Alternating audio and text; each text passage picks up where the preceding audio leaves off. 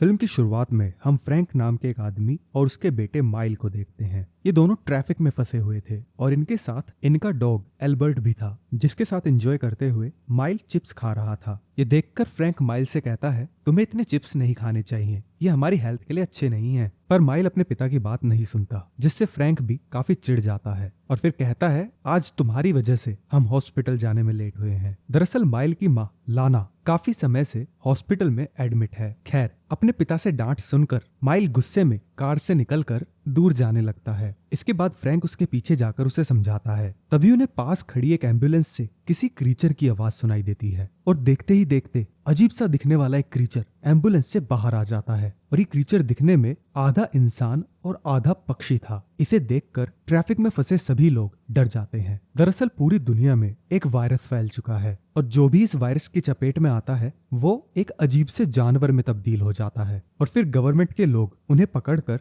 उन पर रिसर्च करना शुरू कर देते हैं ताकि उन्हें इस वायरस का इलाज मिल सके और वो इन्फेक्टेड लोगों को वापस पहले की तरह नॉर्मल कर सके। उस पक्षी जैसे दिखने वाले क्रीचर को पकड़ने के लिए एम्बुलेंस से 2 लोग बाहर आते हैं, मगर वो क्रीचर उनके कंट्रोल में नहीं आता और वहां से भाग जाता है। जिसके बाद फ्रैंक और माइल भी अपनी कार में बैठकर वापस हॉस्पिटल की तरफ निकल जाते हैं। हॉस्पिटल में हमें एक और क्रीचर दिखाया जाता है जो कि एक छोटा सा बच्चा है और उसका मुंह एक छिपकली के जैसा दिख रहा था। इसका मतलब साफ था कि ये बच्चा भी उस वायरस से इन्फेक्टेड है। अगले सीन में फ्रैंक और माइल एक डॉक्टर से मिलते हैं और डॉक्टर उन्हें बताती है कि लाना की तबीयत में पहले से सुधार है, मगर अभी भी तुम उसे घर नहीं ले जा सकते क्योंकि लाना को आगे के ट्रीटमेंट के लिए दूसरे शहर में भेज रहे हैं। इसके बाद फ्रैंक और माइल लाना से मिलने जाते हैं। यहाँ हमें पता चलता है कि लाना भी उसी वायरस से इन्फेक्टेड है और एक जानवर में तब्दील हो गई है। अब क्योंकि डॉक्टर लाना को दूसरे शहर में भेज रहे थे, इसलिए फ्रैंक और माइल भी उसी शहर में शिफ्ट होने का सोचते हैं। कुछ दिनों बाद फ्रैंक अपने बेटे को लेकर उसी शहर में शिफ्ट होने लगता है जहाँ लाना को इलाज के लिए भेजा गया है। इस नए शहर में फ्रैंक रेंट पर एक घर लेता है और पास के एक रेस्टोरेंट में शेफ की नौकरी करने लगता है।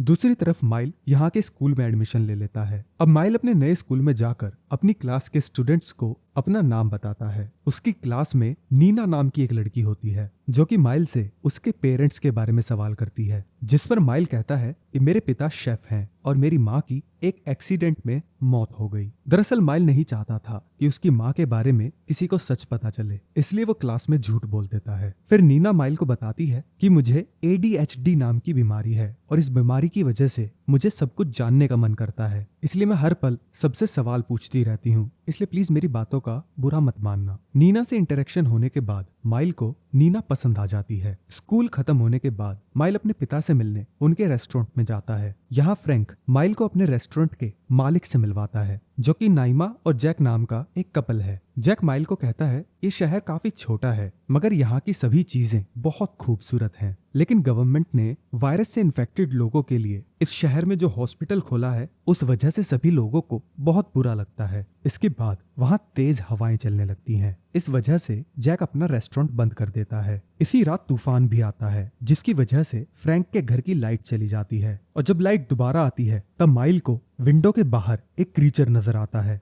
मगर पलक झपकते ही वो क्रीचर गायब हो जाता है। मगर माइल क्रीचर के बारे में अपने पिता को नहीं बताता। खैर, अगली सुबह फ्रैंक के पास पुलिस की कॉल आती है जहां फ्रैंक को बताते हैं कि आपकी वाइफ को जिस बस में लाया जा रहा था उसका एक्सीडेंट हो गया है और वो बस तालाब में डूब गई है। फ्रैंक ये सुनकर टूट जाता है और बिना वक्त गवाए अपने बेटे को लेकर उस तालाब के पास पहुंच जाता है और वहां वो अपनी वाइफ को ढूंढने लगता है। वहां मौजूद पुलिस वाले उसे पकड़कर शांत करने की कोशिश करते हैं और बताते हैं इस बस में बहुत सारे इन्फेक्टेड लोग थे, जिनमें से कुछ मर गए हैं और बहुत सारे जंगल में भाग गए हैं। इसके बाद जूली नाम की एक पुलिस ऑफिसर फ्रैंक को दिलासा देते हुए कहती है कि अभी तक हमें तुम्हारी वाइफ के बारे में नहीं पता चला, मगर हमारी पूरी टीम सारे इन्फेक्टेड लोगों को ढूंढ रही है, इसलिए जल्द ही तुम्हारी वाइफ भी मिल जाएगी। इसी रात फ्रैंक को हम घर के बाहर कपड़े डालते हुए देखते हैं। यहाँ माइल अपने पिता से पूछता है कि आप ये क्या कर रहे हो। फ्रैंक माइल को कहता है कि तुम्हारी माँ एक जानवर में तब्दील हो चुकी है, इसका मतलब उसकी सूंघने की शक्ति बढ़ गई होगी और हमारे कपड़ों की सुगंध सूंघ कर वो हम तक पहुंच जाएगी। इस बात पर माइल अपने पिता से कहता है वो अब वापस नहीं आएंगी, इसलिए आप ये सब करना बंद करो। मगर फ्रैंक माइल की कोई बात नहीं सुनता और उसे घर में जाने को कहता है। अगली सुबह माइल अपने स्कूल जाता है जहां टीचर सभी स्टूडेंट्स को गेम खिलाने के लिए ग्राउंड में लेकर आता है। यहाँ mile tug of war game खेल रहा था, लेकिन माइल की टीम कमजोर पड़ जाती है और वो हारने लगते हैं और अब माइल अकेला ही रह गया था। ये अपनी जी जान लगाकर रस्सी पकड़कर खींचने लगता है और देखते ही देखते सामने वाली टीम को हरा देता है। माइल की ताकत देखकर सभी लोग चौंक जाते हैं। माइल को भी अजीब सा एहसास होता है। वहीं मौजूद जॉर्डन नाम का लड़का भी माइल की स्ट्रेंथ देखकर उससे इम्प्रेस हो जाता है और फिर उसे अपने घर पर एक पार्टी में इनवाइट करता है। इसके बाद माइल भागकर अपने घर आता है और घर पहुंचकर अपने नाखूनों को देखने लगता है, जो कि पहले से कुछ बदले हुए लग रहे थे। माइल अपने एक नाखून को उखाड़ देता है। यहाँ हम देखते हैं कि उसका नाखून किसी जानवर के नाखून जैसा लग रहा था। इसका मतलब था कि माइल भी उसी वायरस से इन्फेक्टेड हो चुका है और वो भी एक जानवर में तब्दील हो रहा है। माइल को अपनी पीठ पर भी अजीब से निशान दिख रहे थे और अब वो समझ गया था कि वो भी एक जानवर बनने वाला है। इसी बात से दुखी होकर वो रोने लगता है। अगली सुबह फ्रैंक सुपरमार्केट में कुछ सामान खरीदने जाता है। यहाँ उसे वो पुलिस ऑफिसर जूली मिलती है। वो कहती है, अभी तक लाना का कोई पता नहीं चला, मगर हमने कुछ इन्फेक्टेड लोगों को ढूंढ लिया है और हम उनका अच्छे से ख्याल रख रहे हैं। इसी दौरान उन्हें लोगों के चीखने की आवाज सुनाई देती है। तभी एक आदमी जूली को बताता है कि मार्केट में एक जानवर है जो इंसान की तरह दिख रहा है। फ्रैंक को लगता है कि शायद उसकी वाइफ लाना यहाँ आ गई है, इसलिए वो उसका नाम पुकार कर उसे बुलाने लगता है। तभी फ्रैंक और जूली को एक ऑक्टोपस जैसा दिखने वाला बच्चा नजर आता है, जो कि इन दोनों से डरकर भागने लगता है, मगर जूली दौड़कर उस बच्चे को किसी तरह से पकड़ लेती है। इसी दौरान टेबल के नीचे फ्रैंक को एक और बच्चा नजर आता है जो एक पक्षी की तरह दिख रहा था। फ्रैंक उससे बात करने की कोशिश करता है और उसे कहता है, तुम्हें मुझसे डरने की कोई जरूरत नहीं है। तभी वहां एक ऑफिसर आता है जो फ्रैंक को वहां से जाने के लिए कहता है और उस दूसरे बच्चे को अपने साथ एम्बुलेंस में ले जाता है। इसके बाद जब फ्रैंक अपना सामान रख रहा था, तब जूली उसके पास आती है और उससे पूछती है कि आखिर तुमने ये हथियारों वाला सामान क्यों खरीदा है। यहाँ फ्रैंक उससे झूठ बोलता है और कहता है, ये मैंने कैंपिंग के लिए खरीदा है। तब जूली उसे जंगल में जाने से मना करके वहां से चली जाती है। दरअसल ये सारा सामान फ्रैंक ने लाना के लिए खरीदा था, ताकि वो उससे मिलकर उसे ये सारा सामान दे सके, जिससे लाना को जंगल में रहने में आसानी होगी। अगली सुबह फ्रैंक माइल को जगा रहा होता है, मगर माइल उठने से मना कर देता है। थोड़ी देर बाद के फोन पर नीना का मैसेज आता है। वो उससे पूछती है, क्या तुम फ्राइडे को जॉर्डन की पार्टी में आ रहे हो। माइल मैसेज देखते ही खुश हो जाता है और अपने पिता के साथ ब्रेकफास्ट करने लगता है। यहाँ फ्रैंक माइल को बताता है कि कल मैंने सुपरमार्केट में 2 इन्फेक्टेड बच्चों को देखा था, जिससे मुझे पूरा यकीन हो चुका है कि लाना भी अभी जिंदा होगी, इसलिए हम फ्राइडे को उसे ढूंढने के लिए जंगल में जाएंगे। जिस पर माइल कहता है कि फ्राइडे को तो मैं अपने दोस्त के घर पर पार्टी में जा रहा हूँ। इस पर फ्रैंक कहता है, तुम्हारे लिए तुम्हारी माँ इंपॉर्टेंट है या एक पार्टी। मगर माइल अपने पिता की बातों को इग्नोर करके अपने रूम में चला जाता है। तभी फ्रैंक उसे कहता है, ठीक है तुम पार्टी में चले जाना, मगर जल्दी घर वापस आना। अब फ्राइडे की पार्टी में माइल बहुत ज्यादा ड्रिंक कर लेता है। यहाँ जॉर्डन अपने पिता की तलवार की तारीफ करता है, वहीं दूसरे कुछ लोग इंसानों की तरह दिखने वाले जानवरों की बात करते हैं। तभी माइल नीचे गिर जाता है और फिर नीना उसे नशा कम करने वाली टैबलेट देती है। तभी माइल नीना के हाथ को कुत्ते की तरह चाटने लगता है। माइल की इस हरकत को देखकर सभी चौंक जाते हैं। दरअसल ये सब माइल की बॉडी में होने वाले बदलाव की वजह से हो रहा था। माइल एम्बैरस होके अपने दोस्तों से थोड़ा दूर खड़ा हो जाता है और फिर उसे जंगल से किसी जानवर के चिल्लाने की आवाज सुनाई देती है, जिसका पीछा करते हुए वो जंगल में भाग जाता है। और अगली सुबह हम माइल को जंगल में सोता हुआ देखते हैं, जहां पुलिस वाले इन्फेक्टेड लोगों की तलाश कर रहे थे। माइल पुलिस की बोट देखकर वहीं छुप जाता है, क्योंकि वो समझ गया था कि वो भी इन्फेक्टेड है और पुलिस उसे भी नहीं छोड़ेगी। माइल के मुंह पर ब्लड लगा हुआ था, जिससे पता चलता है उसने कल रात किसी जानवर का शिकार किया होगा। वहां से निकलकर माइक तुरंत घर पहुंचता है और उसे एहसास होता है जैसे उसके गले में कुछ फंस गया है। तभी वहां फ्रैंक भी आ जाता है और माइल तुरंत वॉशरूम का गेट बंद कर लेता है, क्योंकि वो अपने पिता को नहीं दिखाना चाहता था कि वो इन्फेक्टेड हो चुका है। थोड़ी देर बाद उसके गले से एक पक्षी का पंख निकलता है और उसे लगता है कि शायद रात को इसने किसी पक्षी को खाया था। इसके बाद फ्रैंक और माइल लाना को ढूंढने के लिए जंगल में जाते हैं, मगर लाना उन्हें कहीं नहीं मिलती। जिसके बाद फ्रैंक माइल को विश्वास दिलाता है कि हम दोनों मिलकर लाना को ढूंढ ही लेंगे। लाना को ढूंढते ढूंढते रात हो जाती है, इसलिए फ्रैंक और माइल दोनों कार में ही सो जाते हैं। अर्ली मॉर्निंग जब माइल की आंख खुलती है, वो देखता है एल्बर्ट जंगल की ओर भाग रहा है, इसलिए वो भी एल्बर्ट का पीछा करने लगता है। तभी अचानक से एक पक्षी जैसा दिखने वाला लड़का माइल के ऊपर अटैक कर देता है। ये वही लड़का था जो हमने मूवी की शुरुआत में एम्बुलेंस से निकलते हुए देखा था। इसके अलावा वहाँ एक और जानवर था जो कि एक छोटा बच्चा था। वो पेड़ पर बैठकर माइल और उस पक्षी को देख रहा था। वो पक्षी जैसा इंसान माइल के हाथों में अपने नाखून घुसा देता है और तभी माइल के हाथ से खून बहने लगता है। उस पक्षी जैसे इंसान को माइल की आंखों में देखकर पता चल जाता है कि माइल भी उसी की तरह इन्फेक्टेड है, इसलिए वो माइल को जान से नहीं मारता। तभी फ्रैंक वहां आकर अपने बेटे को उस जानवर से बचाकर वहां से ले जाता है। इसके बाद फ्रैंक माइल को लेकर हॉस्पिटल जा रहा था, जहां रास्ते में उसे एक चेक पॉइंट मिलता है। वहां काफी पुलिस वाले थे और जूली भी थी। जूली फ्रैंक को देखकर उसके पास आती है और माइक के हाथ से निकलते खून के बारे में पूछती है। इस पर फ्रैंक झूठ बोलता है, कहता है माइल को कुत्ते ने काट लिया, इसलिए हम हॉस्पिटल जा रहे हैं। मगर माइल हॉस्पिटल नहीं जाना चाहता था, क्योंकि उसे पता था वहां जाते ही डॉक्टर्स को उसके इन्फेक्शन के बारे में पता चल जाएगा। अब क्योंकि माइल हॉस्पिटल नहीं जाना चाहता था, इसलिए जूली उसकी मलहम पट्टी के लिए उसे पुलिस स्टेशन ले जाती है। यहाँ जूली फ्रैंक को कहती है, अगर तुम्हें किसी भी चीज की जरूरत हो तो मुझे जरूर बताना। इसके बाद फ्रैंक और माइल अपने घर आ जाते हैं, जहाँ माइल अपने घाव पर लगे कुछ टाके हटाकर अपना खून चाटने लगता है। अगले दिन लैब में माइल नोटिस करता है कि नीना के लॉकेट में वैसा ही पंख है जैसा उसके गले से निकला था। इसके बाद माइल उस लॉकेट को पकड़कर नीना से उस पंख के बारे में पूछने लगता है। नीना उसे गुस्से में कहती है कि तुम्हें किसी को भी छूने से पहले उससे पूछना चाहिए, और फिर सभी पढ़ाई करने लगते हैं। मगर माइल अपनी पढ़ाई में बिल्कुल ध्यान नहीं लगा पाता, क्योंकि उसका ध्यान लैब में रखे चूहों की आवाज से भटक रहा था। इसलिए माइल उन चूहों पर चिल्लाने लगता है और माइल का ये बर्ताव देखकर बच्चों के साथ साथ टीचर भी चौंक जाता है। खैर, स्कूल खत्म होने के बाद हम देखते हैं कि माइल के शरीर में हो रहे बदलावों के कारण वो अब साइकिल नहीं चला पा रहा और वो साइकिल से नीचे गिर जाता है। तब नीना उसे अपने साथ पैदल चलने को कहती है। फिर माइल नीना से माफी मांगता है, कहता है कि मुझे पार्टी वाले दिन तुम्हारा हाथ चाट कर तुम्हें शर्मिंदा नहीं करना चाहिए था। ये सुनकर नीना उसे माफ कर देती है और उसे अपने घर पर इनवाइट करती है। घर पर नीना अपने फ्रिज से एक मरा हुआ पक्षी निकाल कर लाती है और बताती है कि पार्टी के बाद मुझे ये पक्षी मेरे गेट पर पड़ा मिला था और मैंने इसी के पंख को अपने लॉकेट में लगाया था। तब माइल को याद आता है कि उसने पार्टी वाले दिन इस पक्षी को पकड़कर नीना के घर के बाहर छोड़ दिया था। असल में माइल नीना को पसंद करता है, इसलिए उसने वो पक्षी नीना को गिफ्ट किया था। इसके बाद माइल एक झील में जाता है और वहाँ मछली पकड़कर उसे खाने लगता है, जिस दौरान एक औरत उसे ऐसा करते देख लेती है, इसलिए माइल वहाँ से भाग जाता है। अब माइल उसी जगह पर जाता है जहाँ उसे वो पक्षी जैसा दिखने वाला इंसान मिला था। फिर वो देखता है कि वो पक्षी जैसा इंसान बार बार उड़ने की कोशिश कर रहा है, मगर हर बार क्रैश हो जाता है। माइल उसके लिए भी एक मछली लाया था और उसे मछली ऑफर करके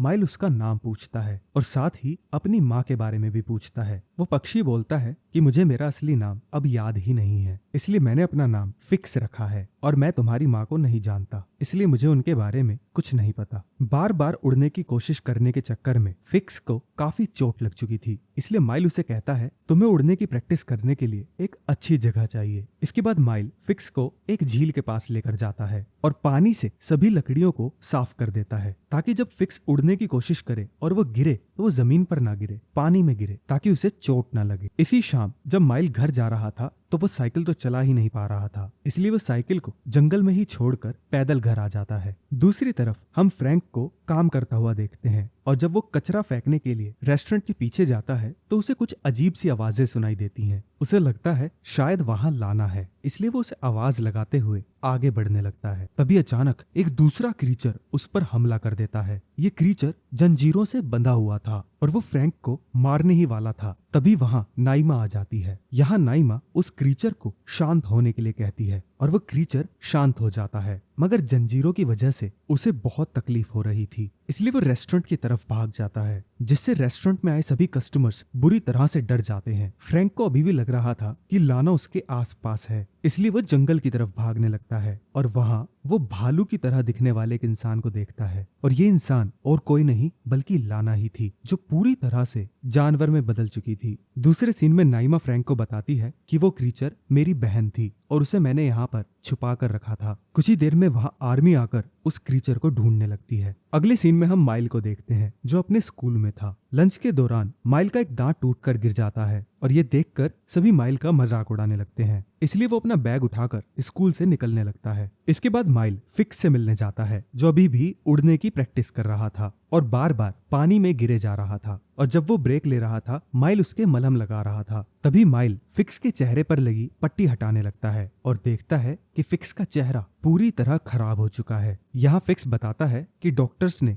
मेरी बढ़ती हुई चोंच को हटाने के लिए एक सर्जरी की थी। माइल उसके चेहरे पर दवा लगाकर दोबारा से पट्टी बांध देता है। यहाँ पेड़ पर एक और क्रीचर बैठा था जिसे फिक्स मेंढक कहकर बुलाता है। तभी माइल कहता है शायद ये छिपकली या गिरगिट बन रहा है। दूसरी ओर जूली लाना को ढूंढने में फ्रैंक की मदद करती है और उसके साथ जंगल में चली जाती है। वहाँ उन्हें कोई भी क्रीचर नहीं दिखता, पर तभी फ्रैंक को वहाँ माइल की साइकिल पड़ी मिलती है, जिसे देखकर वो शॉक्ड रह जाता है और फिर साइकिल को अपने घर ले आता है। घर में जब फ्रैंक अपने हाथ धुल रहा था तब सिंक अचानक से जाम हो जाती है, इसलिए फ्रैंक सिंक के पाइप को साफ करने लगता है, जहाँ उसे बहुत सारे बाल और नाखून मिलते हैं। ये देखकर फ्रैंक समझ जाता है कि माइल भी इन्फेक्टेड है और अब वो एक जानवर में बदल रहा है। जैसे ही माइल घर आता है फ्रैंक उसे अपने नाखून दिखाने को कहता है, मगर माइल साफ इनकार कर देता है, जिसके बाद फ्रैंक उसे उसकी साइकिल देते हुए कहता है इसे चलाकर दिखाओ। माइल भी समझ जाता है कि उसके पिता को सब पता चल चुका है, इसलिए वहां से भागने लगता है, लेकिन फ्रैंक किसी तरह से उसे पकड़ लेता है और उसे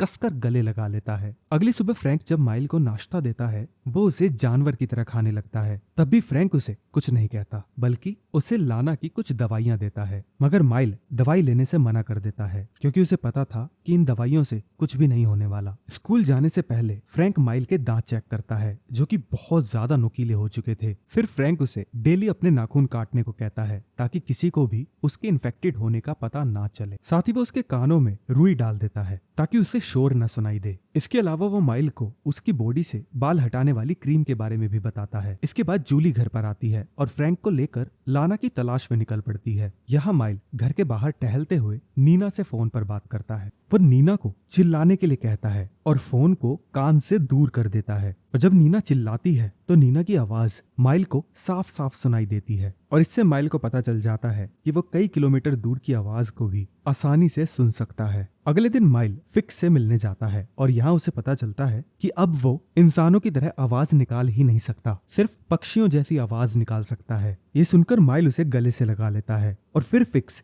एक बहुत ही ऊंचे पेड़ पर चढ़ जाता है और वहां से जंप लगाकर बिल्कुल एक पक्षी की तरह उड़ने लगता है। माइल ये देखकर काफी खुश था। दूसरी तरफ फ्रैंक के रेस्टोरेंट में एक पार्टी होती है जहां जैक फ्रैंक को कहता है हमारे 2 सुअर गायब हो गए हैं और तुम्हारा बेटा भी अभी तक नहीं आया, जिससे फ्रैंक को माइल पर बहुत गुस्सा आता है और वो उसे ढूंढकर उसे बहुत डांटता है। साथ ही उसके नाखून ना काटने पर भी उस पर चिल्लाता है। फ्रैंक इतना गुस्से में आ चुका था कि नाइफ उठाकर खुद ही माइल के नाखून काटने लगता है और इसी गर्मा गर्मी में माइल अपने पिता के कंधे पर काट लेता है और फिर फ्रैंक माइल के गले पर वो चाकू रखकर उसे शांत करता है। इसके बाद माइल वहां से चला जाता है। फिर वो नीना से मिलता है जो उसे अपने साथ खेत में घूमने के लिए कहती है और खेत में नीना और माइल एक दूसरे को किस करते हुए इंटीमेट होने लगते हैं। तब नीना माइल की पीठ पर आई हुई जानवरों वाली हड्डी को महसूस करती है और कहती है मैं इसके बारे में पहले से जानती हूँ और मैं तुम्हें बहुत पसंद करती हूँ। इसके बाद दोनों पार्टी में वापस आ जाते हैं और यहाँ वॉशरूम में